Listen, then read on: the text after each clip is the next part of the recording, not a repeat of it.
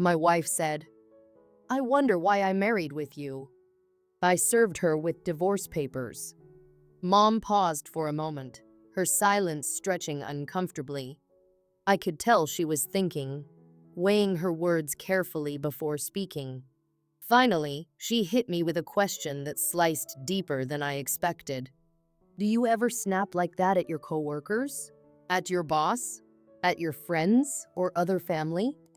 If not, then why is it okay to snap at your husband?" I was stunned, caught off guard by the directness of her question. It wasn't just what she said, it was how deeply it resonated. Kai's sanctuary, hey, Kai here. I've always been someone who thrives in my own space. You could call me an introvert, but even that feels like an understatement. I find peace in solitude, in activities where I can lose myself, where the noise of the world fades away. While others are out socializing or chasing experiences, I retreat into my hobbies. For me, they're more than just pastimes, they're my sanctuary. My hobby room isn't just a room, it's my haven. It's where I can truly be myself without fear of judgment or misunderstanding. Everything that defines who I am is in that space, from the gear I use to the projects I pour myself into. Racing simulator.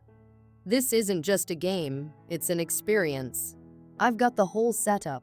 A racing seat, a steering wheel, pedals, and even a virtual reality headset. When I'm in that seat, I'm not just playing, I'm driving. I feel the speed in my veins, the intensity of every sharp turn, and the thrill of crossing the finish line. It's exhilarating. Flight simulator. I'm not a pilot, far from it, but I have a flight joystick and software that let me soar through virtual skies. It's calming in a way I can't fully explain. Up there, I feel free, like the world and its worries are miles below me. Soccer analysis. Soccer is another passion of mine. I'm not just a casual fan, I'm an analyst at heart. I've got tools that track stats, break down plays, and help me dive deep into the strategy behind the game. I could watch matches for hours, dissecting every pass and shot. It keeps my mind sharp and focused. Legos. These aren't just toys, they're intricate puzzles. I love building complex sets from scratch, watching as every tiny piece comes together to create something amazing. There's a sense of accomplishment in it, a small victory every time I finish a build. Music studio. Then there's my music setup. With synthesizers, a soundboard, and software, I create beats, mix tracks, and let my creativity flow. Music has always been my way of expressing the things I can't put into words. It's therapeutic, a language I speak fluently when I can't say how I feel out loud. These aren't just hobbies, they're extensions of who I am. They help me think, clear my head, and escape the chaos of the outside world. When Amy entered my world, when Amy came into my life, everything changed. I've always been in my own head, in my own world. As an autistic person, connecting with others hasn't always been easy. Sometimes it feels like I'm operating on a completely different wavelength, speaking a language no one else understands. So, when Amy entered my life, I didn't expect her to understand me completely or even to try. But she did. She didn't just tolerate my quirks, she embraced them. Amy didn't see my habits or my hobbies as something to fix. She saw me. Early on, she would spend time with me in the hobby room. She didn't care about racing simulators or soccer stats, but she made an effort to be there with me because she knew it mattered to me. Her presence was enough. It wasn't about her becoming passionate about my interests, it was about her choosing to share that space with me. For someone like me, who spent so much time feeling misunderstood or out of place, her acceptance was everything. Amy's perspective, hey, Amy here. I'm done. I don't even know how we got to this point, but here we are. When I first met Kai, I was drawn to his quirks. His hobbies were an endearing part of what made him unique. I loved the way his eyes lit up when he talked about his latest project, or how animated he became when explaining the details of a soccer play. I admired his passion, and I wanted to support him. In the beginning, it felt easy. I would sit with him in the hobby room, watching as he raced on his simulator or pieced together a new Lego set. I didn't share his interests, but I didn't mind. I thought it was something we could do together, something that would bring us closer. But over time, those hobbies became more than just a part of his life. They consumed it. Kai's world started to feel like a black hole, pulling me in whether I wanted to be there or not. He'd invite me to the hobby room as if it were an option, but it never felt like one. He'd talk endlessly about his projects, and I'd nod along, even when I wasn't interested. He'd get so immersed in his world that he wouldn't notice how distant we'd become. At first, I thought I was being unreasonable. I told myself I needed to be more understanding, more patient. But the truth is, it started to wear me down. I felt like I didn't matter anymore. The breaking point one afternoon, it all came to a head. Kai asked me to join him in the hobby room again. I was already exhausted, emotionally drained from pretending to care about things that didn't interest me. I wanted a night to myself, a moment to breathe. But he didn't see that. "Do you really want me back there again?" I snapped before I could stop myself. "Every time you ask, it feels like I'm suffocating. It's so repetitive, so boring." I saw the hurt flash across his face, but the words kept coming. "You spend all your time with your toys, your racing, your Legos, your stupid music setup. When's the last time you did something that wasn't just for you? You've isolated yourself, Kai, and now you're dragging me in." He opened his mouth, but no words came out. I couldn't stop. "Honestly, I don't even know why I married you sometimes," I said, the words slicing through the air like a blade. "You're not living in the real world, Kai. You're hiding in your bubble, and I'm tired of pretending it's okay." The silence that followed was unbearable. Reflection, I stormed out, my heart pounding. The weight of my words hit me as soon as I stepped out of the room. I didn't mean to hurt him, not like that. But I couldn't take it anymore. Kai and I had always been different, but I thought those differences made us stronger. Now, I wasn't so sure. I wanted to be supportive, to be the partner who stood by his side no matter what. But somewhere along the way, I'd lost myself. Kai's pain. I sat there, stunned, replaying Amy's words over and over in my head. She was right. I'd been so wrapped up in my hobbies, in my world, that I hadn't noticed how much it was affecting her. I thought I was sharing a part of myself with her, but I hadn't realized I was dragging her into something she didn't want. Amy had been patient, more patient than I deserved, and I'd taken that for granted. For the first time, I wondered, had I been using my hobbies as an escape? Was I hiding from something I didn't want to face? Where do we go from here? Now we're here, standing at a crossroads. I love Amy, I've never doubted that. And I know she loves me. But love isn't always enough. If we're going to make this work, we need to find a balance. I need to learn how to step out of my sanctuary and into the real world. I need to show Amy that she matters more to me than my hobbies ever could. And Amy, she needs to find her voice, to speak up when something's bothering her before it festers into resentment. It won't be easy, but if we're willing to try, maybe we can find our way back to each other. Maybe, just maybe, love will be enough. I could feel Amy's eyes on me, but I couldn't face her anymore. The tension in the room was suffocating. I was too angry, too frustrated. The truth was out, and I wasn't going to pretend anymore. I needed space to breathe, to think, to figure out if I could even keep doing this. When we got married, Amy knew everything about me. She knew my hobbies, my quirks, the hours I spent building Lego sets, racing in virtual tournaments, and mixing music. These weren't just things I did to pass the time, they were a part of who I was.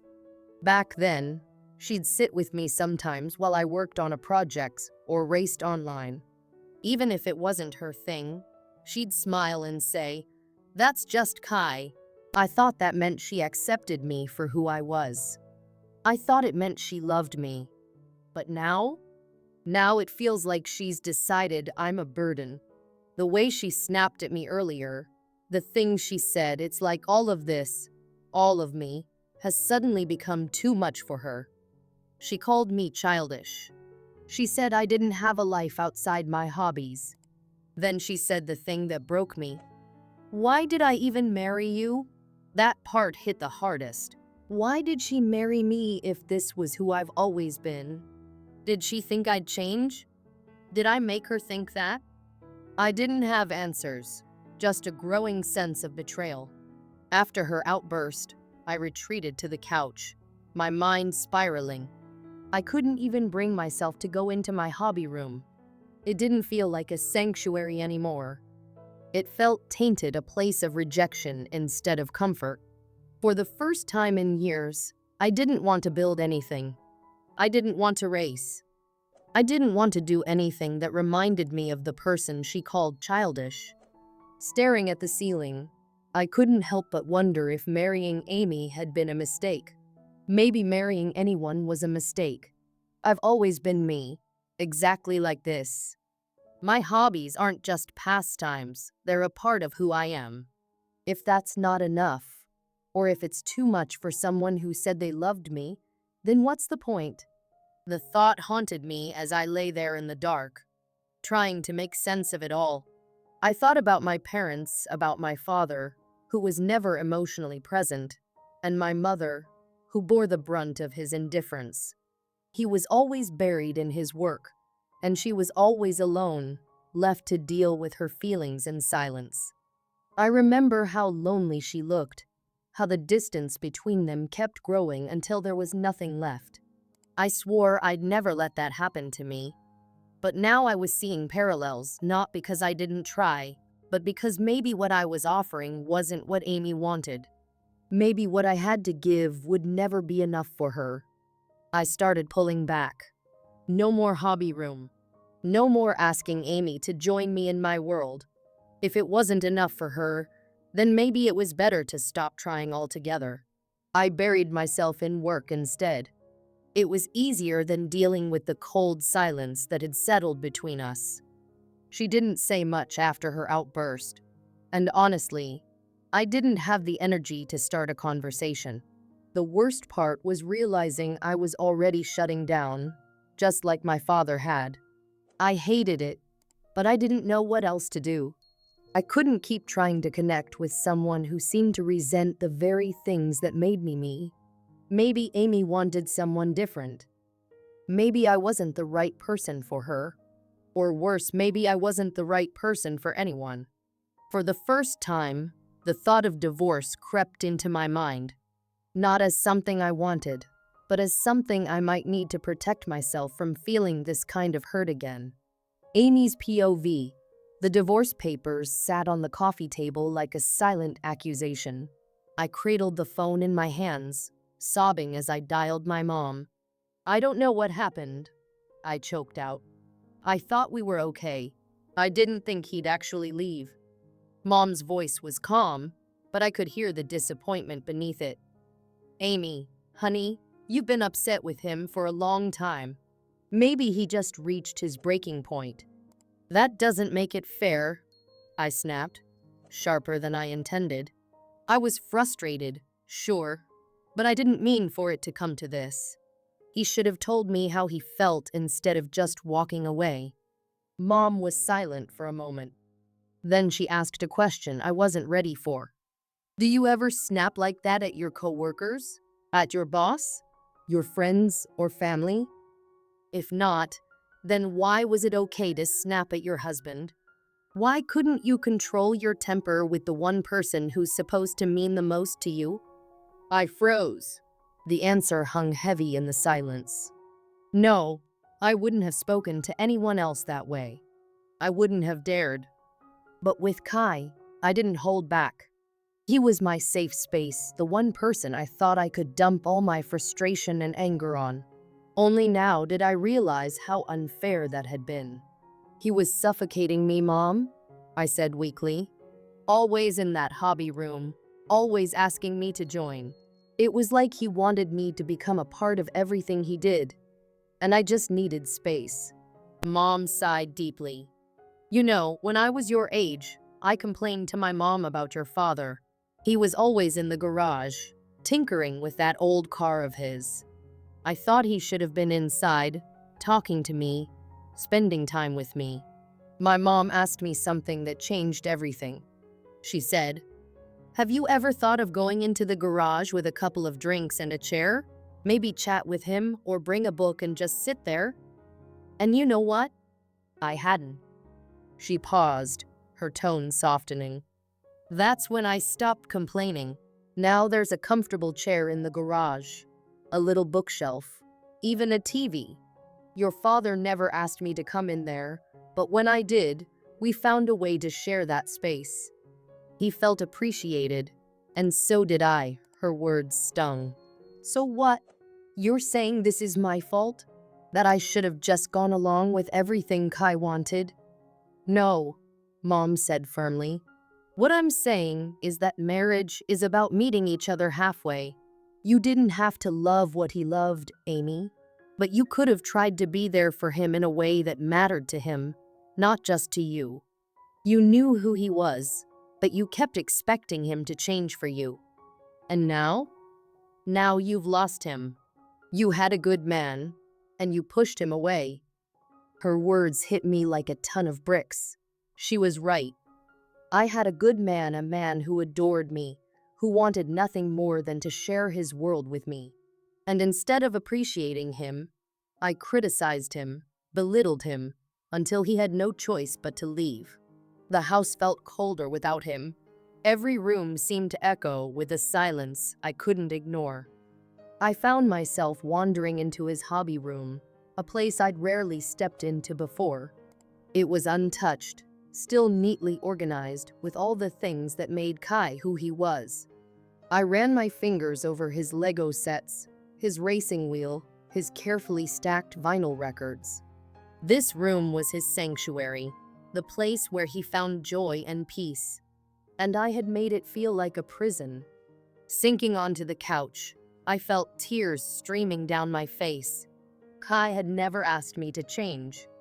He had only wanted me to share even a small piece of what he loved. And I couldn't do it. Or maybe I wouldn't.